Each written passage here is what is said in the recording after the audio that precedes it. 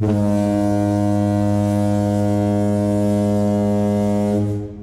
there, part-timers. Once again, this is Anton from Anton Obey. Coming today with a comic book haul that I purchased. This is a comic that anytime I would see one in like a dollar bin or quarter bin or something, I would grab them. It's one I'm not terribly familiar with, but it's in that weird kind of indie range of stuff that holds my interest and stuff I try to collect. So I was able to purchase issues 1 through 12, which is the full run of Halo Jones for $15 with like $6 shipping. So $22 with tax, and I got the full run, which I have seen them go for a lot more than that. And these seem to be in pretty great shape, so I feel like I got a pretty good deal, except for the last two issues are a little crinkled because somebody double bagged them in a bag that was too small, and they have been sat in there scrunched for quite some time, it looks like. Anyway, of course, one of the things that really intrigued me about the series was the look of it, the fact that it's Quality Comics. You don't see a lot of stuff from Quality Comics.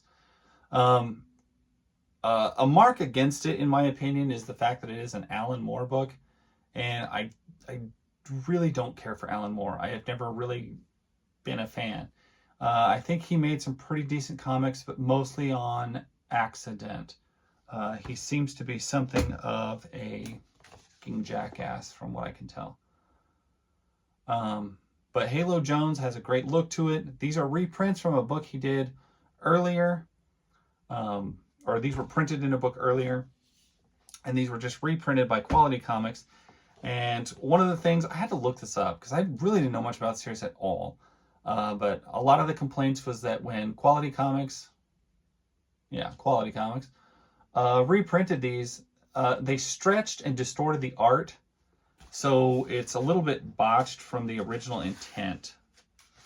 I don't know if that's true. I haven't seen the original. This looks fine to me. The coloring is a little odd in times. It's a little dense and blurry. Probably just not the highest paper quality. But yeah, it is what it is.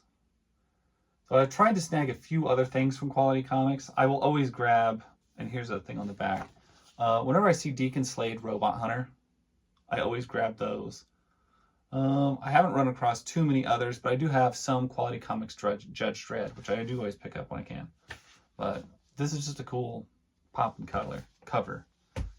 And I want to say the original stuff was printed in 84 or 86, and then these were reprinted in Quality, I think about a year after, if I remember correctly, from what I saw.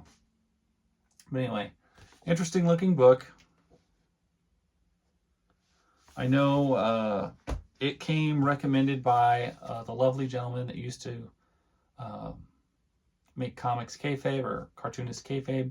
It was one that was in their independent list that they always recommend, and so that's probably why I added it to my hunt list.